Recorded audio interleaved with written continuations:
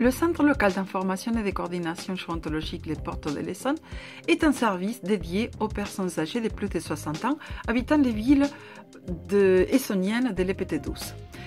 Il a pour vocation informer, orienter et faire des plans d'aide pour les personnes âgées, notamment en perte d'autonomie, souhaitant rester à domicile et avoir un certain confort de vie.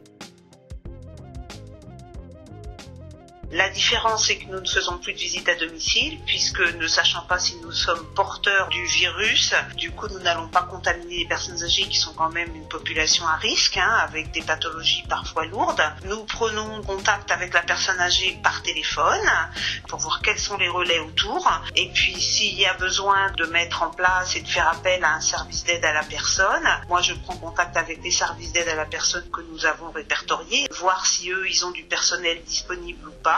Et puis donc si c'est oui, dans ce cas-là, on fait le plan d'aide habituel et on envoie les dossiers à la caisse de retraite pour qu'une décision soit donnée.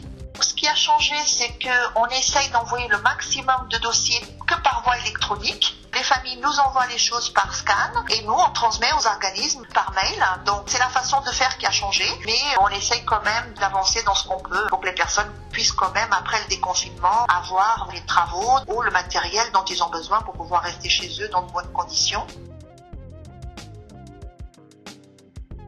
Il y a surtout au niveau de l'accompagnement des aidants la possibilité de pouvoir avoir un entretien téléphonique avec une psychologue. C'est de l'accompagnement gratuit. Il y a d'autres missions qu'on n'avait pas jusqu'à présent et qu'on a pu vraiment mettre en place. Par exemple, la distribution des masques pour le personnel qui va à domicile et qui assure ces plans d'aide. Mais on a eu des choses vraiment différentes qui sont apparues avec cette crise sanitaire.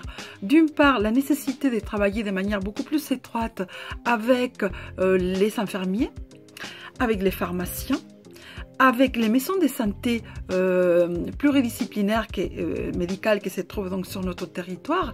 Et il y a une richesse énorme qui nous a permis, malgré le manque de personnel, malgré les difficultés qu'ont les hôpitaux, de réussir à mettre en place donc des plans qui ont permis à des personnes sortant de l'hôpital de pouvoir rentrer à domicile en sécurité.